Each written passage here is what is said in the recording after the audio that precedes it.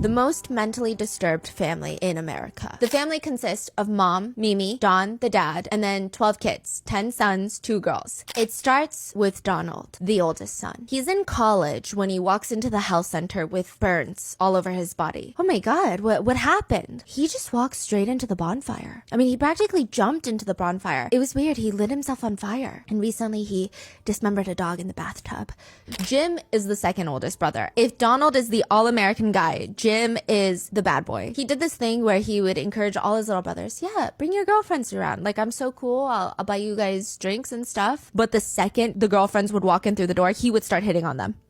He just liked being as provocative as possible. The 2 youngest siblings, Margaret and Lindsay, are the 2 youngest, and Jim started touching his little sisters. Lindsay, the youngest daughter, would say her first memory of SA was maybe when she was 3, 4. She said it was my brother Jim coming in the middle of the night, putting his hands on me, and me crawling up into a ball tighter and tighter, trying to get away, not really understanding what's going on. I mean, I'm a little child and I'm trying to stop whatever he's doing only because I think maybe it's love. Maybe this is love, and him having his hands all over me is love. Lindsay did not know at the time that her brother Jim had schizophrenia as well. So we have Donald, the oldest, that's diagnosed with schizophrenia, then Jim, who also clearly has schizophrenia, but the whole family doesn't know it until a little bit later. Brother number 3, John, he's kind of the opposite of his 2 oldest brothers. He is fully devoted to classical music. John is not diagnosed with schizophrenia. Brian is the 4th oldest. He was always considered the most handsome in the family, even more so than Donald, but he's very, very shy. He would spend most of his time kind of like John, deep into classical music, jazz, rock and roll, anything to do with music. Brian naturally becomes the favored child after Donald and Jim kind of fall apart. Brian ends up packing up, moving to California to be part of a band, and he meets this beautiful girl named Lorelei Smith. And Brian has this thing where he talks a lot about very dark subjects. Like he would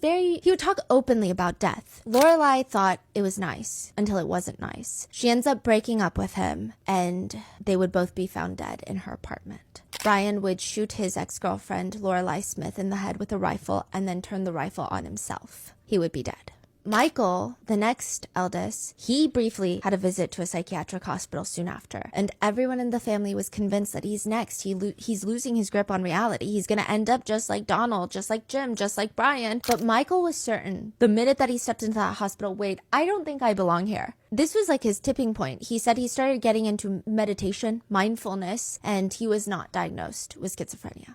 Richard is another brother that does not get diagnosed with schizophrenia, and it was very hard for these brothers. Richard said he was terrified watching his brothers. It felt like he was going to go crazy any second. He said it scared the shit out of me. For 20 years, I just tried to soothe myself, sedate myself with alcohol and other things, hoping that it wouldn't happen, and I had to block my whole family out. Out of the oldest 6 siblings, we have Donald, Jim, and Brian, who have schizophrenia. John, Richard, and Michael do not. There are 4 more sons and 2 girls left. This is every single anime reference in the Olympics.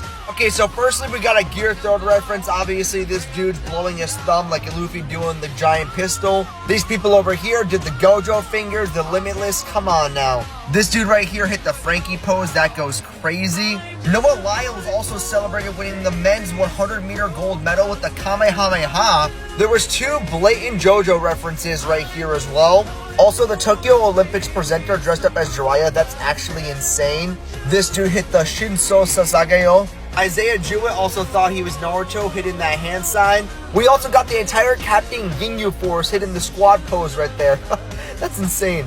We also got the Gear Second pose. Also, this isn't really an anime, obviously. I know it's controversial with Avatar because it wasn't made in Japan, but somebody thought he was Aang from Avatar. We also had Sailor Moon. And also in the volleyball match, they were literally playing a Haikyuu theme song. Tell me if I missed any, but yeah, there was a lot of anime references in the Olympics. A scientist just got caught hiding the last Titanoboa. Just 3 days ago, Brazilian explorer Michael Nive was on a trip with a friend to the Amazon rainforest in order to get footage for a YouTube video. They had heard of an abandoned science facility in the Amazon and wanted to find it for themselves. But before showing you the end of this video, I advise you to check if your phone is not being spied on by clicking share. Then more, if you see this app deleted immediately. After 45 minutes of hiking in the rainforest, they saw nothing and were about to head back. This is when Michael noticed a fence in the distance. It was incredibly hard to spot and was completely overgrown by nature. As they jumped the unusually large fence, they noticed a sign that stated, "Caution, this is the property of the Federative Unit. Turn back now for your safety." Moments after jumping the fence, they saw a white building which looked totally beat up and overgrown. When the men entered the building, they saw something unusual. No way. Despite its conditions on the outside, the building was completely fine on the inside, almost as if it were brand new. It was also incredibly large. As they explored the facility, they entered a room and saw something terrifying. No way. Yeah, that's what I'm saying. Exactly. Ions, when they opened the door, a massive 80-foot snake was on the other side. Michael said that it looked as if it came straight out of a movie. The snake immediately grabs Michael's friend and rips him in half. The explorer begins running away just after getting some pictures. He shared the pictures online, and if you want to see them, comment view images. These two baby-faced 12 and 13-year-old boys killed their own father. But is it possible that they were actually framed? This is one of those really controversial cases where you're gonna feel very strongly one way or the other. This is the case of the King brothers, and this case, guys, is absolutely insane, and it's not that well known, which is shocking, and you're gonna hear just how crazy it actually is. Their father was this man named Terry King, and man was this guy just really out here trying his best. When his sons, Derek and Alex, were 5 and 6 years old, their mother just got up and abandoned the entire family, leaving Terry as a struggling single father. This was a really rough time. Terry was struggling to make ends meet, to keep food on the table. He's working overtime just to keep the lights on, but then he's working so much that he's never around for his kids. So Terry made the really hard decision to put his sons, Derek and Alex, up for adoption. This was so devastating for the boys, essentially being abandoned by both parents, and the youngest of the boys, Alex, had such a hard time adjusting that his adoptive family just gave him back to Terry after a year. And the older of the boys, Derek, was always known as this really nice, friendly kid, but then he started to rebel. He was setting things on fire even. It got so bad that by the time he was 13, his adopted family had enough. They wanted to get rid of him as well. They were considering sending him to military school or even putting him up for the foster system. And when Terry, his father, heard about this, he regained custody of him as well. It's 2001, Alex is 12, Derek is 13. They're finally reunited. They're back with their father, Terry, but things are still rough. Terry is still working all the time. He's still struggling financially, but this time around, he had some help. Terry had this really good friend. This guy, 41-year-old Ricky Chavez. Ricky lived in the same trailer park as Terry, and he offered to help him out with his boys. Ricky's house was like the known hangout spot for the neighborhood boys. 13-year-old Derek and 12-year-old Alex were spending all their time at Ricky's house, actually, and Ricky was supplying them, these two little boys, with substances and also letting them drink at his house. And at one point, the two boys ran away from their father, Terry's house, and were hiding out at Ricky's house. And Ricky is supposed to be Terry's friend, and now he's hiding his own kids from him. But Terry is no dummy, and he knows that this is wildly inappropriate, so he actually tries to ban his children from seeing Ricky anymore. But there were some things that Terry did not know about his good buddy Ricky. Terry's younger son, 12-year-old Alex, wrote in his journal all about how him and Ricky were in a relationship and that they were in love. 12-year-old Alex wrote things about how cloudy his life was before he met Ricky, how confused he was before he met Ricky, but now his goal in life was just to do whatever Ricky wanted. He also wrote that before he met Ricky, he was straight, but now he's gay. And this is what a 12-year-old boy is writing about a 41-year-old man. And something else that Terry did not know about Ricky was that he was a convicted PDF file, because of course he is. And also he, was arrested for essaying two 13-year-old boys who thought that they were in a relationship with him. On November 26, 2001, the fire department was called because Terry's house was up in flames, and once they got the fire under control, they did tragically find Terry's body inside. It was determined that Terry died from blunt force trauma and that the fire was only set to cover that up. And Terry's two sons are nowhere to be found. Well, the very next day, 13-year-old Derek and 12-year-old Alex marched themselves into the police station to turn themselves in and make a full confession. The boys confessed that they had killed their father, but they said that he was abusive and they were scared that he was going to hurt them because they had run away. But they were charged anyways for killing their father, and while they were being questioned, they were asked, where have you been the past day? And they said, you guessed it, that they were at Ricky's house. So they bring Ricky in for questioning, and Ricky tells them that the boys did go to his house afterwards, and they told him what they had done to their father, and Ricky helped them by hiding them at the house and also washing their clothes. So Ricky was also arrested for accessory to the crime. But now this is where this case gets absolutely crazy. The boys, they changed their story. They tell the investigators that Ricky was actually the one that killed their father, Terry, and Ricky convinced them to take the fall for it. tell the police that it was them and that they only did it because their father was abusive, and that because they're so young, they would just get a slap on the wrist, be released, and then they could just live with Ricky forever and live happily ever after. The investigators, they're shocked, they don't know what to do, so they make the really controversial decision to charge Ricky with the death of Terry, but also charge the boys with the death of Terry in 2 separate trials. Ricky's trial was first, and he was found not guilty. He was also found not guilty of essaying Alex, but he was found guilty as an accessory to the crime, so he got the maximum sentence of 30 years in prison. And then it was the boys' turn to go to trial, and they were tried as adults in big boy court. These 2 little boys in big boy court. This is something that we've debated a lot, you and me, whether or not minors should ever be tried as adults. Personally, I always go back and forth with my opinion, but you'll have to let me know what you think.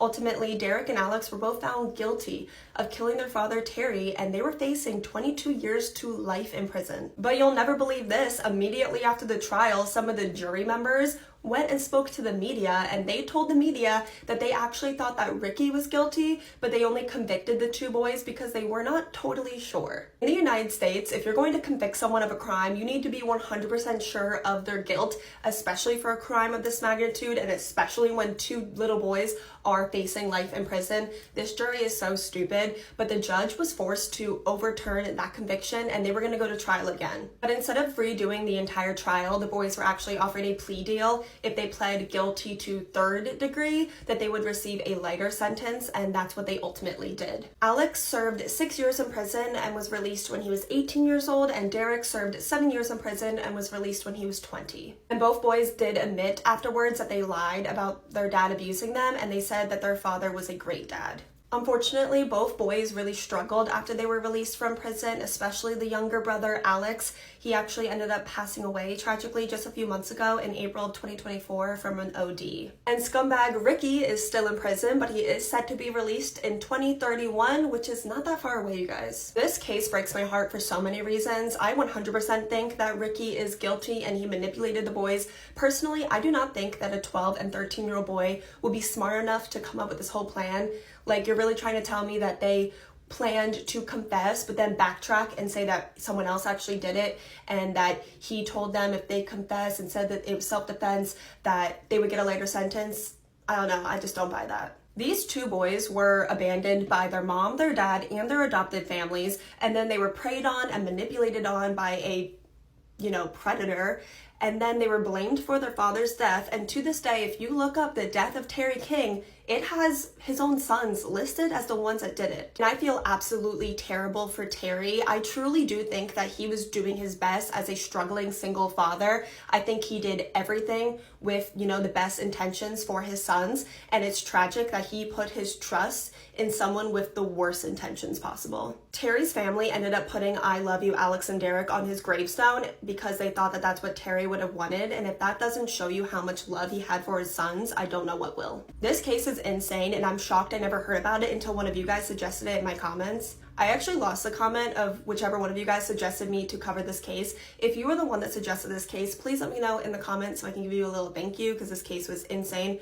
While you're in the comments, let me know who you think is guilty. I think Ricky is guilty, but let me know if you think the boys are guilty and why. And while you're there, let me know what case you'd want to see me cover next. I love you guys so much, and I will see you tomorrow. Atlantis. We might just have the evidence the debunkers have been crying for. All over the world, ancient underwater sites have been getting uncovered and then covered up. So we know Plato's story of Atlantis, advanced utopian kingdom that got lost under a great flood, but that was merely the tip. As it turns out, secret societies may have been uncovering lost Atlantean knowledge for almost 1,000 years. One of which started around the 11th century when a man named Hugh de Paynes led a mission to Constantinople in present-day Turkey, where he and his men met with a group called the Brothers of the East, who told them a very familiar story. One of a highly advanced civilization of all-knowing people that thrived tens of thousands of years ago. It was your classic utopia. No hunger, no poverty, everyone is happy and pure and focuses on self-actualization rather than chasing material goods and social status. They had advanced knowledge of mathematics, astronomy, and engineering, can control the weather, communicate over long distances, and levitate objects. And of course, war didn't exist. This wasn't just a city, but a global civilization, one that was very consistent to the story of Plato's Atlantis. The Atlantis we usually hear about commonly refers to the capital city of the kingdom of Atlantis of the same name, and could be how there are so many suspected ancient underwater sites of the lost city all around the world, just different regions of the global civilization of Atlantis that we're slowly discovering. According to the Brothers of the East, they also had free wireless energy powered by conduits in key areas around the world. Pyramids, anyone? Hugh DePaynes was so intrigued that he created a group of fellow men who were tasked with uncovering lost artifacts and forbidden knowledge of this civilization. This group was called the Knights Templar. Yup, this Assassin's Creed lore, which is actually loosely what the video game series was based on. The Knights discovered what was used as the ancient source of fuel for this global energy system: mana. Yeah, for real. Mana with 2 N's is what it's called, and this ain't no RPG magic potion we talking about. First mentioned in the Bible as a food source that God provided for the Israelites. White flakes that look like frost. Atlanteans extracted mana from plants and animal bones using a very specific process and turned it into a white powder, which when used the right way provided free, unlimited, and clean energy for their entire civilization, possibly using the pyramids as their generators. I talked about the Giza power plant theory, which explains how this may have worked in a past video. Go check that out after this. The process by which Atlantis made and used this mana was written down in their legendary Emerald Tablets, which was eventually recovered by the Knights Templar, and allegedly also explained how mana can be used to make objects lighter and levitate them, a process that would have been immensely helpful in building our ancient megaliths. The Knights found even older texts that predated even Atlantis, talking of a non-human race that enslaved humanity to mine gold, the Anunnaki, previous video. And once again, this mana is mentioned all around the world throughout history. In the Bible and Quran, mana is referenced as a food source from God. Sumerian texts talk of a substance called she-mana that was used to help the Anunnaki power their flying crafts. In Hindu texts, this substance was called vimana, again used for the same purpose. Polynesian cultures had mana as a supernatural force that permeates the entire universe. Buddhists called the same substance and force mani. So many ancient cultures had a similar name for this thing that powers our universe that we can use to generate energy, just like Atlantis did. Then the world got flooded and a few stray survivors used the knowledge of the Emerald Tablets to help rebuild civilization. Same old story you've heard a billion times. During their search, the Knights found texts that confirmed these stories, which didn't play well with the rigid teachings of the Catholic Church at the time, which was steadily growing more and more powerful throughout the 12th century, so the Knights covered up all findings out of fear of getting persecuted. And they kept this knowledge for themselves, collecting artifacts like the Ark of the Covenant and the Holy Grail, gaining divine forbidden knowledge like immortality that rose them to power behind the scenes. But then they got caught. In 1312, the Knights Templar was officially disbanded. Their leaders burned at the stake after being convicted of heresy, aka going against the church. The ones who remained fled to avoid persecution and continued their practices in the shadows. One group of these knights escaped to Scotland. They renamed themselves to the Freemasons, and allegedly continued their lineage of practicing forbidden knowledge with the most powerful group of elites on the planet today, who use their power to purposely keep the secrets of Atlantis hidden from the masses. Now, to be fair, this is a story told by the Knights Templar leaders themselves as their own origin story, who are a little culty, so take it for what you will. But we do see glimpses of what appear to be remnants of Atlantis come up every now and then, which gets swept under the rug as crazy nonsense theories, like the Richat structure, which matches very closely to Plato's definition of the lost city and also shows up as Atlante on an ancient Roman map from 43 AD. In the same geographical region the Richat structure is in. Obviously just a coincidence, and we must be reading into things too much. There's the Yonaguni monument off the coast of Japan, an entire sunken underwater temple looking structure thought to be over 10,000 years old that they insist is completely natural. Off the coast of Portugal in the Atlantic Ocean we have the Azores, a remote archipelago of islands 1,500 kilometers from the shore. In the area, amateur sonar scans revealed an underwater structure in the shape of what appears to be,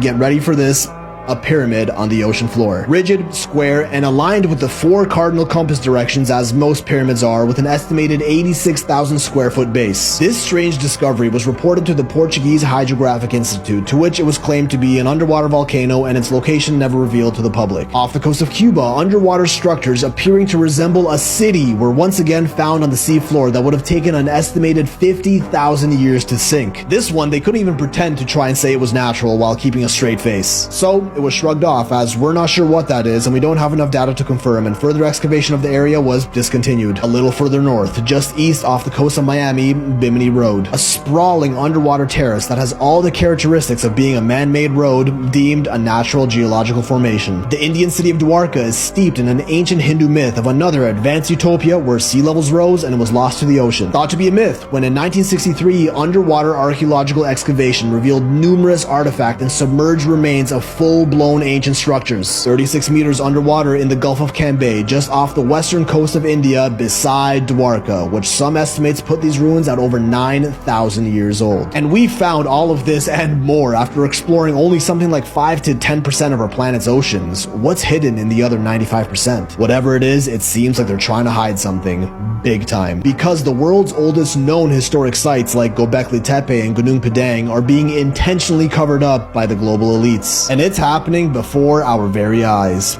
Y'all are not gonna believe what they're doing here. Coming soon. How this 11-year-old boy's disappearance was solved 27 years after he disappeared. Jacob Wetterling was like any other 11-year-old boy before his disappearance. His favorite color was blue. He loved sports, especially football, all things football. He loved watching football, playing football, collecting football cards. The day that Jacob disappeared, October 22nd, 1989, also was like any other normal day, but that night his parents had a dinner party at a friend's house about 20 minutes away, so Jacob was allowed to invite over his best friend Aaron to hang out with him, keep him company. Jacob also had a younger brother who was about 1 year younger than him and Aaron. His name was Trevor, so it was like the three boys all hanging out together. Around 9 p.m., the boys called their parents to see if they could ride their bikes to the video rental store. I'm sure you guys remember the days before Netflix where we had to beg our parents to take us to Blockbuster so we could like rent movies. Well, their mom said absolutely not. You're not riding your bikes alone at night. So the boys then asked to speak to their father. You remember like the old,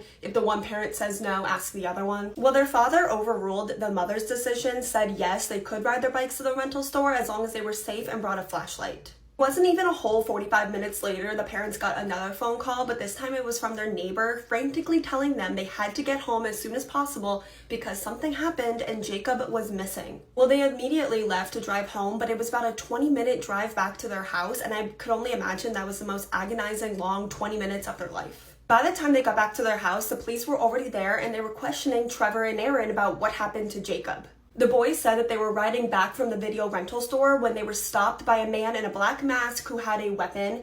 He told the boys to throw their bikes in a nearby ditch and then all lay down on their stomachs. The man then asked each boy how old they were. Trevor was 10 years old. The man decided that he did not want Trevor, so he told Trevor to run home. Run and don't look back or he would shoot him. Then he ordered Jacob and Aaron to both stand up and look at him. The boys were both 11 years old. They both had brown hair. They were about the same height. He wanted one boy, and it was a 50-50 chance, but he chose Jacob, and he sent Aaron running after Trevor. He told him, run home, don't look back, or I will shoot you. Aaron ran so fast that he caught up to Trevor. The boys ran another 100 yards, and then they decided to look back, but at that point, they did not see the man, and they did not see Jacob. Now, this story is crazy, and honestly, the police did not believe the boys' story at first. They thought that maybe something accidentally happened to Jacob, and the boys made up the story to cover it up because they were afraid of getting in trouble. So tragically, because the police did not believe the boys' story right away, they did not start looking for Jacob right away, which is the worst thing possible when you have a missing child. But once they did start looking for Jacob, this case was huge. Everybody knew Jacob Wetterling's name. They got thousands of tips, but the case still went cold and it went unsolved for 27 years.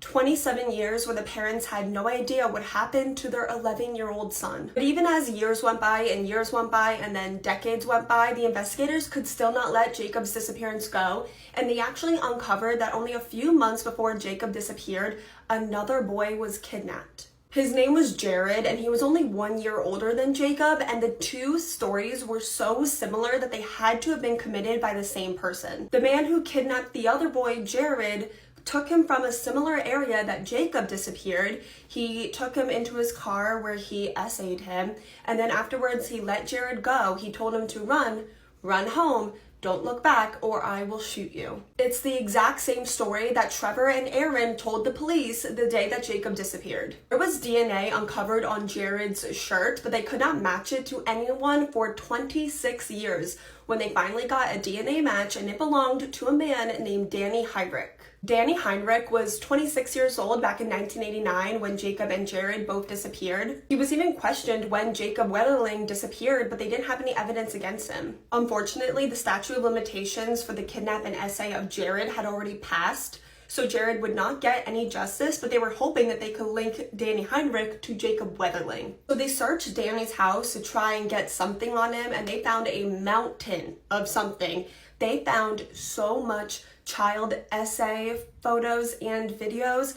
and they actually charged him with 25 counts of having this material in his possession. And then the police offered Danny Heinrich probably one of the most controversial plea deals in true crime history. I can't even lie or sugarcoat it, you guys are going to be extremely pissed off. They told Danny that if he made a full confession about what happened to Jacob and also showed them where he put Jacob's body, they would not charge him with killing 11-year-old Jacob Wetterling, and instead of charging him with having 25 counts of child essay photos and videos, they would only charge him with 1 count. So that's what piece of shit Danny Heinrich did, and after 27 years, Jacob Wetterling's body was finally found. I can't even to begin the emotions that Jacob Wetterling's family had. I don't even think there's a word for it. Like, bittersweet does not even cut it. On one hand, they finally have answers about what happened to their son, but now they know for 100% certain that Jacob will never be coming back. The night that Jacob disappeared, Danny said that he saw the boys riding to the video store, so he hid and waited for them to be coming back.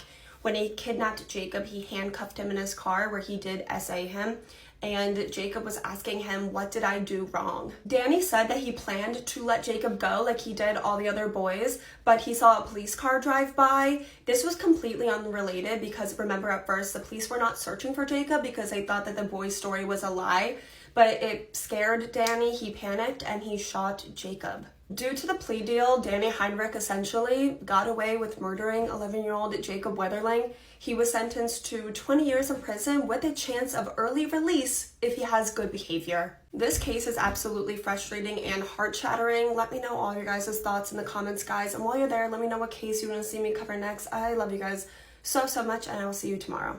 This reality TV show, so it's called The Swan, and it took like Glee girls and turned them into pretty girls. Yeah. Oh. So what they would do on this reality show, so they would put them in a room. Yeah. You can't look in a mirror. You have 3 calls, 10 minutes per week with a loved one, 3 months of solitary confinement. And you go in and you get plastic surgery to make you look prettier. And this is the catch. You can't choose what they do to you. Oh, So the they doctors can do anything they want. Yeah, the doctors decide how they're gonna make you more pretty. That's My dream is to in front of a crowd of 1,000 people and be happy with how I look. And I just felt like the biggest loser. She is the brand new Amy Williams. Behind that curtain, there's a mirror. Will let you see yourself for the first time in 3 months. I have a job. Oh my God, you guys are awesome. This is everything that happened on the news today, but it's going to be simplified in 60 seconds. Experts are now thinking that the Egyptians got help to build the pyramids from a shocking source. Okay. So basically, scientists are now thinking that the pyramids could have been built by using a water-powered hydraulic lift system, which is crazy. If you haven't heard about this yet, NASA is now literally urging people to leave the cities for the best view of the meteor shower that's happening this weekend. If you want to make sure you don't miss the meteor shower, there's supposed to be up to 100 different falling meteors per hour, and it's happening tonight on August the 11th. I'm going to be streaming this entire thing on TikTok so we can all watch it together, so just make sure you add me so you don't miss out. This bed that was designed to protect you during an earthquake has people terrified. Basically, this is what the bed looks like right here, but whenever it detects an earthquake while you're laying in the center of it, it will literally just fold up and swallow you like a taco. KFC is now launching their Kentucky Fried Cookie Dough Bites for anybody that's interested in that. Then China is now officially testing their high-tech drones that can create rain anywhere they want. And we don't control the weather. I give you these news roundups every day, so make sure you add me and come back to me tomorrow. Gravity Falls Season 3 designs. These look absolutely insane. We actually have many screenshots of what they would potentially look like in Season 3. Up here we got Dipper. His hair's gotten more curly. He wears fingerless gloves. Mabel designed his jacket, and his shorts are more buggy now. We got Mabel right here, wearing clips instead of a headband. Cut her hair all by herself. Emergency pockets and custom patches and embroidery. We got Stanford Pines right here. Scar from falling off the boat right there. That would be a crazy episode. I want to see that. Mabel designed his jacket too. Damn, bro. Mabel's got some skill. His gear and weapons are always with him. Again, right there. This is a side profile. Okay, I like that a lot. Then we have Stanley, obviously Grunkle Stan. He left his earpiece, it's a sailor's tradition. The red striped shirt, just like from his childhood. And he also grew his hair out. And here's a side profile of him. Bro, these designs look nuts. Crazy props to Cherry Plaza because these Gravity Falls Season 3 designs look peak. This Grunkle Stanhead has all the Gravity Falls fans confused right now. Yeah, so this is an ultra-realistic head that somebody took 2 months to make. It's so realistic that it literally even has boogers inside of the nose. But like literally everybody in the comments, or at least half the comment section, thought that it was an actual real person, while the other half of the comment section is talking about wood, still wood, wood. You're acting like this is stopping me. Wood, stopping you from what? What do you plan on doing with this Grunkle Stan head, bro? What are the Grunkle Stan fans talking about? Bro's literally got eye boogers still in his eyes, bro. Like, wood what? No, but on a genuine note, though, props to the person that made this. I don't know how somebody can craft something like this. It's honestly insane. And under his hat, there is Bill Cipher. Watch the full video, but yeah, dude, it's crazy how much detail people can put into this stuff and, like, make it look like an actual real-life person. Hey, Dad. Hey, buddy. Listen, I'm just going to cut to the chase with this because it's pissing me off really bad. I don't know what, and I was about to go off on that call with Mila. So, you know, I would rather talk to you privately first. I'm trying to understand something. Yeah. Where are you and her at right now? Okay. Oh, she said we're still. Where are y'all at? She said she's not going to leave me. Okay. Well, let me tell you the truth. Do you know anything about media or anything with her? No. What happened? Okay. So yesterday when you called, she set your fucking ass up. She had a news reporter there and had you on speakerphone, dude. And the news reporter heard you telling her you're the best. They've got it all over the TV, okay? I'm getting ready to play it for you. My wife's sitting here, and she's got the story where Mila calls you a fucking monster, where she says you're a psychopath, and she's your ex, and you were going to kill her, and they recorded your conversation with her, where you're saying, you know, don't leave me, you're the best thing ever, you know that, right? And then she's like, I'm so confused. So she's playing you right now because she's got the goddamn media there. Now I'm gonna play it for you. I want you to listen to this. This is your fucking girl on fucking TV, okay? The first one is person of interest makes bombshell. This is how the media spun it yesterday. Person of interest makes bombshell jail call. Listen. Murder investigations. This man, Wade Wilson, is in jail on unrelated charges. The Cape Coral detectives say he's a person of interest in the deaths of these two women, Christine Melton and Diane Ruiz. And earlier today, Wade Wilson made a number of phone calls to his ex-girlfriend from behind bars. Tonight, we have team coverage tonight. Reporter Gina Tomlinson is live with more clues from the investigation. She's talked to neighbors today in Diane's neighborhood. But we begin with Wink News investigative reporter Allison Gormley. Only she was there to hear that shocking conversation. Allison. When I stopped by the scene, Melissa Montanez this afternoon, she was on speakerphone with Wade Wilson calling from jail. Myself and my colleague Lauren Sweeney heard Wade tell Montanez about the murders of the two women and why he did it. And all throughout, he was still trying to profess his love to the woman at the other end of the phone line. A plea to stick by him. That's Wade Wilson, currently in the Lee County Jail.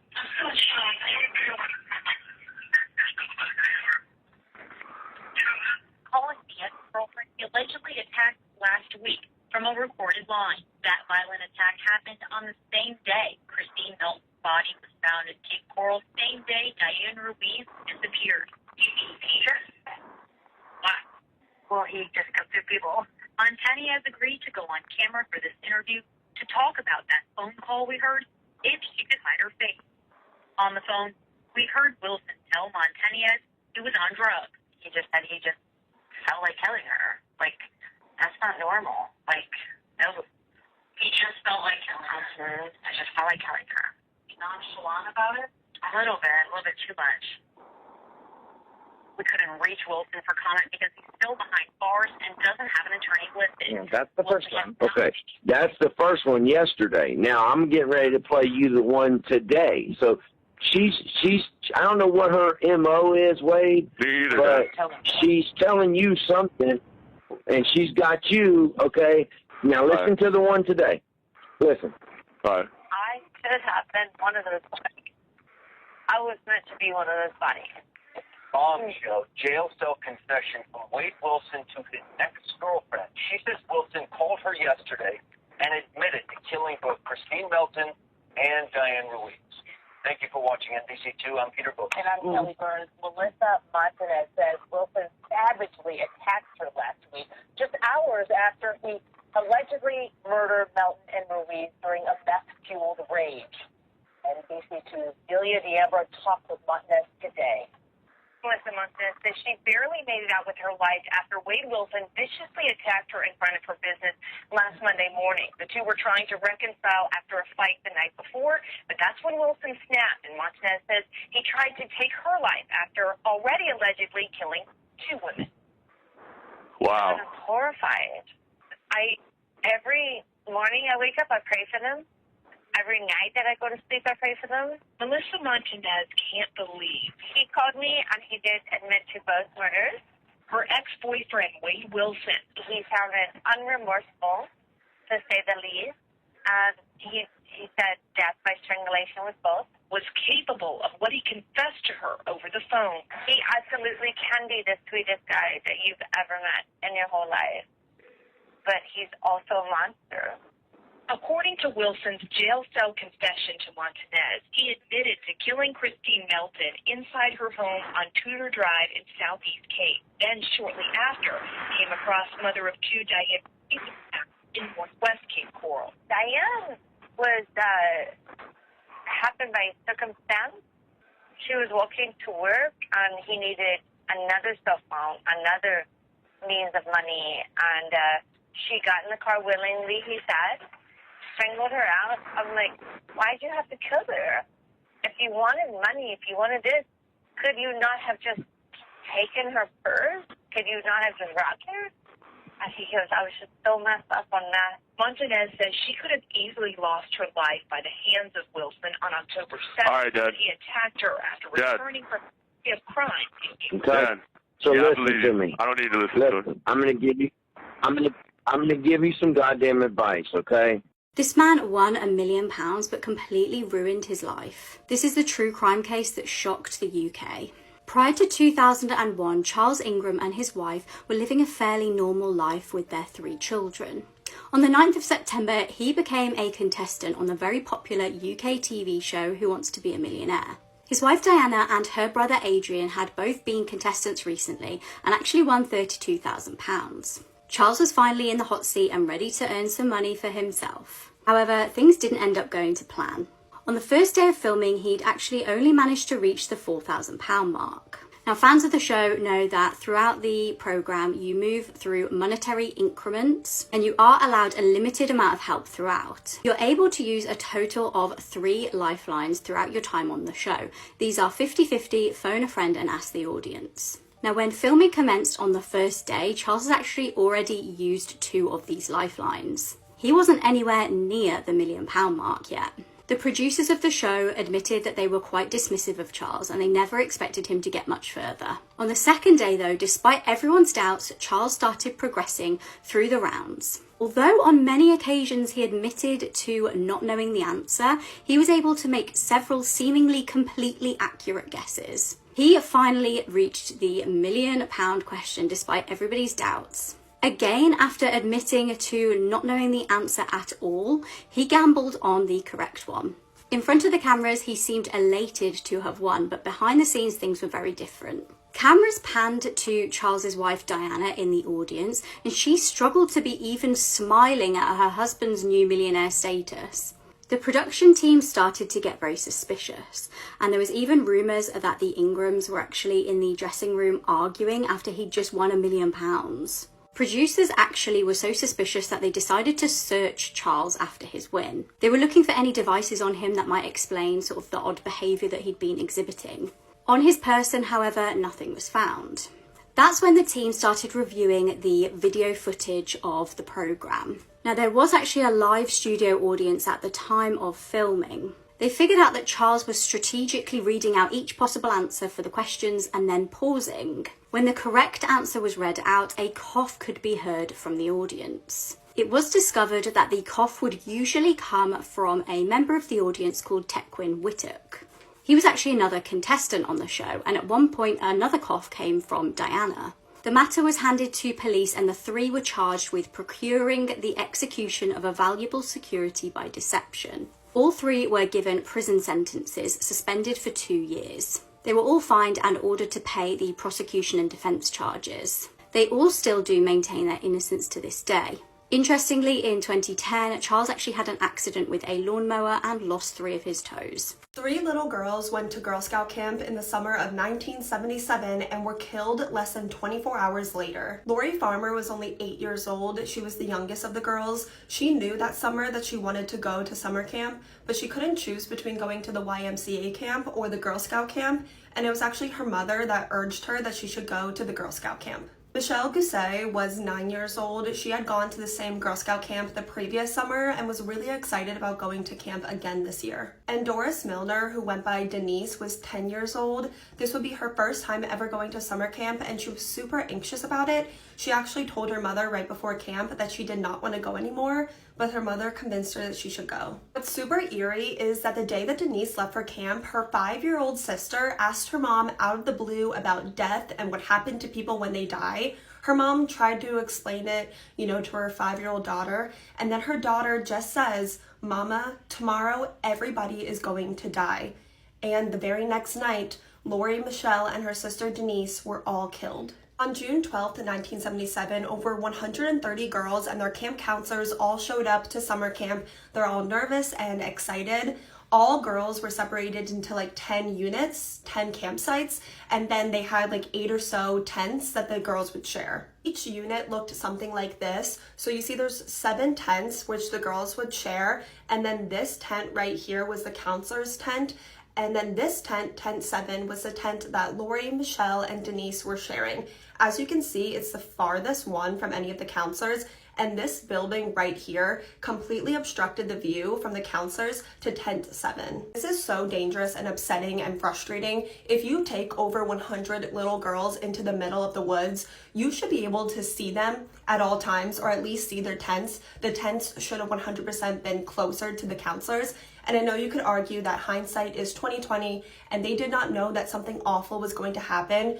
But what if I told you that the camp was actually warned that 3 little girls would be killed at this camp? Before camp started, all the counselors were brought to the campsite for some on-site training, and a lot of really weird things started happening. A lot of the counselors started realizing that food was going missing and no one was fessing up that they're the ones that took the food. Also, their belongings, like their bags, looked like someone had gone through them. Some of their belongings were just missing completely, and then they found something straight out of a horror movie. 3 notebook pages were found at camp that just had the word "kill" written over and over again all over the pages, and then they also found a page that said, "We are on a mission to kill 3 girls in tent 1. I mean, what the hell, right? And then the camp just completely dismissed this as a prank, and none of the parents that were sending their little baby girls to this camp in just a few weeks were made aware of this. On the first night of camp, there was a terrible thunderstorm. Michelle, Lori, and Denise were all sharing tent 7. There was also a 4th girl that was meant to be in their tent, but last minute she was switched to another tent, a decision that ultimately ended up saving her life. In the middle of the night, between the hours of 1 and 3 a.m., multiple campers and camp counselors started to hear and see some really creepy, eerie things. Multiple campers and camp counselors heard the most bizarre noise.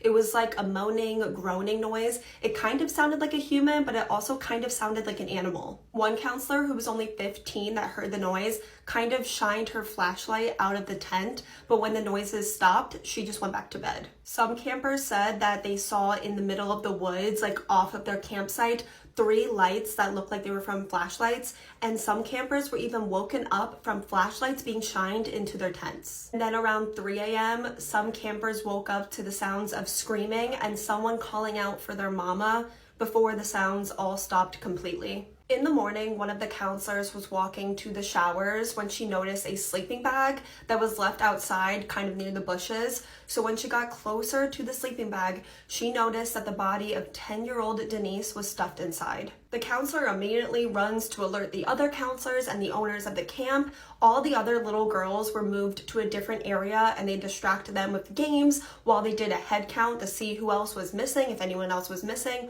while police were brought to the area. And that's when they found the bodies of 8-year-old Lori and 9-year-old Michelle in the woods about 150 yards away from their tent. They were also in their sleeping bags. All girls were obviously gone. They were not wearing anything. They had been badly beaten and there were signs that all of them had been essayed. I don't feel comfortable going into any more detail about how their bodies were found, but guys, it was absolutely horrific. Near Lori and Michelle's body were also duct tape, a flashlight, and nylon rope, and then also a pair of eyeglasses that had been stolen from another tent. Their tent was absolutely covered in blood, and a man's footprint, size 9.5, was found in the tent. This is absolutely terrible, but the camp called all 130 families and were like, hey, something terrible happened. You need to come pick up your kid, but they did not tell them on the phone if their kid was okay or not. Just imagine everybody's anxiety, and then Lori, Michelle, and Denise's families are all just standing there while all these other little girls are running up to their families and leaving with their families, just realizing that they will not be leaving with their child. 10 days into the investigation, it was announced that they had a prime suspect, a man named Gene Leroy Hart. He grew up only about a mile away from the camp, so he's familiar with the area. Also, he was supposed to be in prison for a 300-something year sentence, but had escaped prison 4 years earlier and was still at large. Gene was in prison for the kidnap and essay of 2 pregnant women. He also used the same duct tape and nylon rope in that crime that was found at the scene with Lori and Michelle's bodies. Also, the pregnant women said that while Gene was SAing them, that he made the most bizarre animal-like moaning and groaning, and if you remember, the counselors and campers said that they heard the exact same noises that night. Also, if you remember that a pair of eyeglasses had been stolen from another tent and then were left with Michelle and Lori's bodies, well, both of those pregnant women said that they wore eyeglasses and Gene was super weird about it and wanted to try them on. They brought police dogs to the area and those dogs led them to a cave that was only a couple miles away from the camp and only 100 feet away from where Gene grew up. It was clear that someone had been living in this cave, and in the cave they also found more items that had been stolen from camp and from the campers, so it's clear that whoever's been hiding out in this cave was responsible for this crime. In the cave they also found 2 photos of different women, and they were able to confirm that Gene, when he was in prison, stole these photos from another prisoner. So this absolutely links him, right? 10 months later, they found Gene after a massive manhunt and arrested him. When they found him, he was also wearing women's glasses, so this man's weird with glasses. They also found him with multiple items that had been stolen from camp. When Gene went to trial, believe it or not, this man had so many supporters that believed in his innocence. There was DNA that was found on all the girls, and remember, this is like the late 70s. DNA testing was not the same, but it could be determined that this DNA belonged to a non-white male with type O blood, and Gene was Native American man with type O blood. And it was concluded that this DNA could only belong to 0.002% of the population. But the jury, they're not convinced. If you remember, there was a 9.5 male's footprint in the tent, while Gene was a size 11. Also, there was a fingerprint that was found on the flashlight with Lori and Michelle's body. It did not belong to Gene. So after only deliberating for 5 minutes, the jury came back with not guilty. Lori, Michelle, and Denise's families are shocked and devastated, and then it only gets worse because all of Gene's supporters start loudly cheering for him. Could you imagine cheering in a trial for 3 little girls that had been killed? You're disgusting. Gene was sent back to prison to serve out his 300-something year prison sentence, but only 2 months later, after being found not guilty, he passed away in prison from a heart attack at the age of 35.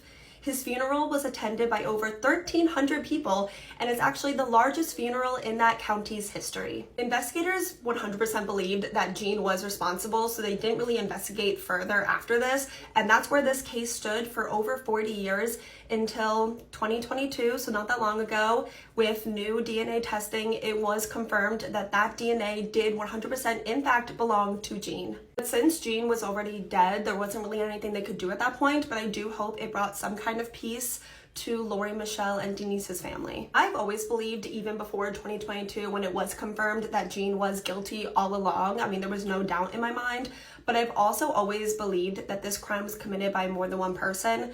I would find it really hard that he was be able to control 3 little girls. And I mean, I know it's probably possible, but also if you remember, multiple witnesses saw 3 flashlights in the woods that night. Also paired that with the fact that Gene's footprint and fingerprint were not the ones found on the scene, I 100% believe that at least 2 other people got away with this. I'm really interested to get your guys' take on that. I mean, with the evidence, I'm sure a lot of you guys will agree with me. It's really sad that, you know, all of these people got away with it. I mean, I know Gene didn't live much longer, but, you know, he lived thinking he got away with this and no one would ever know that he did it. And that really disgusts me a lot. Please let me know all your guys' thoughts and opinions in the comments while you're there. Let me know what case you want me to cover next. And I love you guys so much, and I will see you tomorrow. So a lot of people have asked me recently what are my top 5 scariest films of all time. So I've put together a list of 5 horror movies that have scared me more than any other horror movie ever has. So I'm going to start off with Misery. This film terrified me the first time I saw it. I was sweaty, I was shaking. It's one of my favourite films of all time. I rewatch it at least once a year and it still terrifies me. This movie is about a writer who gets into a car accident and is saved by his #1 fan. There's been a big storm. She tells him that the phone lines are down and she will take him to a hospital when the roads are clear and the phones are back up. That's as much I'm going to give you. If you haven't seen this film, what are you doing? Go watch it right now. It is amazing and it is terrifying. Next up we have The Sixth Sense, and the first time I saw this film I was really young and it horrified me. There is a scene in this movie that is scarred into my brain where the young boy goes into the kitchen, he thinks he's talking to his mum, she turns around and it's not her. It's horrifying. This is, in my opinion, one or the only really good M. Night film, and it just happens to be one of the best horror films ever made. I just don't know what happened to him. It's about a troubled young boy who can see the no longer living, shall we say. This film managed to pull so much terror out of me when I first saw it.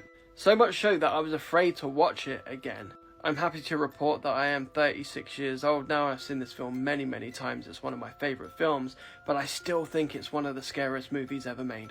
Next up we have The Evil Dead, and I don't think that this film needs any introduction. It's a horror film that I think holds up to today. I think it's still an incredibly creepy and incredibly scary film. The first time I saw this, again, I was really quite young. I think I was like 10 or 11 or 12, and it completely terrified me. I had to sleep with the lights on. It was an awful night. It's about a group of kids who go and stay in a cabin and they unearth a book that summons demons back to life. I think this is one of the first films that really utilised jump scares in a really terrifying and effective way. It's a movie that I try not to watch too often because I like that it scares me. And because I don't watch it that often, I always forget about certain things. So this movie still scares me. Next up we have Skinamarink, and this is probably going to be one of the most contentious entries on this list because I know people who think this is one of the scariest movies of all time, but I also know people who think that this movie sucks. This movie scared me more than any movie has since the next film on this list. No other film has ever managed to make me feel this level of fear. And I watched this as a full-blown adult. I watched it like the beginning of last year. It's about 2 kids who wake up one morning, their dad's gone, and all of the windows and the doors to the house have disappeared. And they're trapped in this house with this sinister entity which is trying to beckon them upstairs. This film made me feel a level of fear I've not felt since I was a kid. I've talked about it many times, that feeling where you felt like your parents have walked off and they've left you and you panic. That's what this film did for me. And I think it comes as no surprise that The Exorcist is my #1 pick as the scariest film I've ever watched. I can't put into words how much I love this film. Well, actually I can. I've written essays about this film and case studies about this film. I watch this film, I kid you not, maybe 2 or 3 times a year, and I've been doing that ever since I was 13. And this film still manages to scare me. There is something so deeply insidious and evil about this film that it is burrowed deep within my psyche. I think about it every single day. Not only is it one of the scariest films, or the scariest film I've ever watched, it's also one of the most heartfelt, genuine, tender portrayals of love I've ever seen. The innocence of love between a caring adult wanting to save a child in peril. We care for the people in this film. I care for the people in this film more than any other film I've ever seen in my life. So to see them struggle through what they're struggling through is horrifying. Not to mention that this film is full of some of the most purest forms of horror you will ever see. But the stakes are so high in this movie. Someone's immortal soul, somebody who we care about, someone who we see as so pure and innocent, and to be subjected to some of the most vile, violent acts you will see on film. I mean, this is a really disturbing film. I wish I could experience this film for the first time again, because I have never felt horror, I have never felt fear, I have never been so afraid in my life than when I first saw this film. It was horrifying to me, and it sparked this love of being scared. It sparked this love for horror.